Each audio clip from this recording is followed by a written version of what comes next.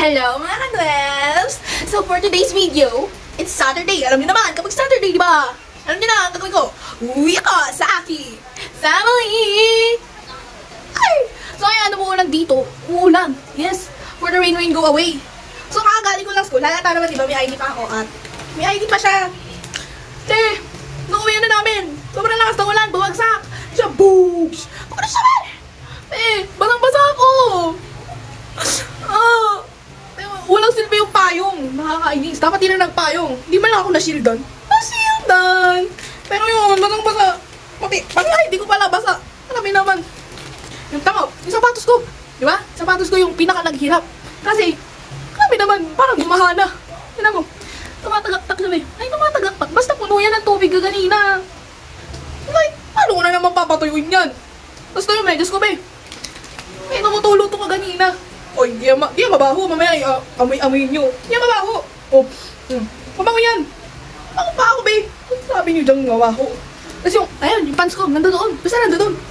Tapos sabi nakasampay kasi tumutulo din siya. Basang-basa yung paanan yan. Tulo niya. Makakainis yan. So ngayon, uwi ako, di ba? Mamaya uwi na ako, sabay ulit ako sa papa ko. Uwi ako, then, yun! May pagkain na naman ako. May totoong pagkain na naman ako makakain for today's video. So, samahan niyo ako ulit sa aking, ano ba, kalahating ano, half a day. Half a day! Hi guys! Nandito na ako sa garahe ng aking father. Hindi ko na nabulag ang pagpunta ko dito. Kasi naman, ulan kami ang ulan. Mura na walang stop na. Iyak ng langit. Hindi ko na nabulag. Alam nga naman unahin ko ang pagpulag. Kasi ang aking mga gamit. Baka mabasa ay. Nakuyari sa nanay. Nangyari sa nanay. Yari ako kay mama. Wag naman sa mga to. Kaya nga nalin ako nag-vlog. Siyempre mas mahalaga ang gamit. Pero mas mahalaga ka. Okay. Pero ngayon, nagtanong ako sa garahe na aking father. And hinintay ko na lang siyang magarahe. And napakasakit ko ng aking balikat at iko. Grabe naman kasi itong mga bag na to. Kala mo naman, dala ko na ang buong bahay. Ayun na ang buong bahay. Napakabigat. Magiging puba na ako dito eh. Magiging puba na ang atin yun. Hi guys! So, as you can see naman, nandito na ako sa aming bahay. Nandito na ako guys. It's already 10 PM. Time check. Napakaway.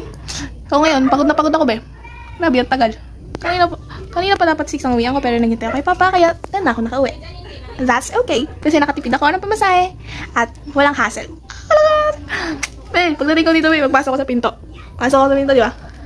Abay, may naamoy ang oat. May naamoy ang abab din niyo be. Sabi ko, what's that smell? Ay, tinanong ko anong amoy yun. Pagkaamoy ko be. Ay, may dumating dito kalal be. Ay, pagpasok ko. Sinihan ko na, what's that smell? So good. Smells so good. Pagpasok ko, pagkita ko sa lamesa, be. Lumayas ka dito kay kalal ka. Pagtingin ko, be, sa lamesa. Kailangan mo nakita ko. Lumaki ang mata ko. Sabi, pagod ako pagkita ko sa lamesa. So yummy. Ano mo nakita ko, be? Ano, be?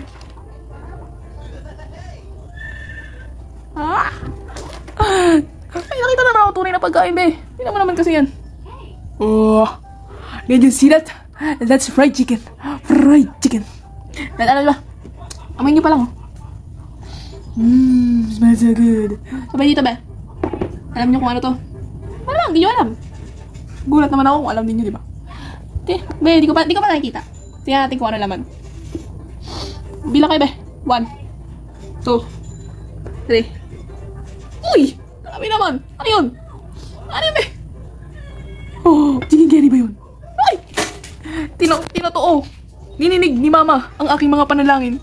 Ay, dininig. Grabe naman. Ano na yun? Chicken curry, be. Chicken curry. Di na siya pininyang manok. Buti na lang chicken curry. Ay, naprank kasi ako nung nakaraan sa pininyang manok, be. Ay, naku. Oh my God. I love you, mama. I love you, mama. Guys, makakatikim. Makakain na ulit ako ng tunay na pagkain. So, bye-bye na. Kakain muna ako.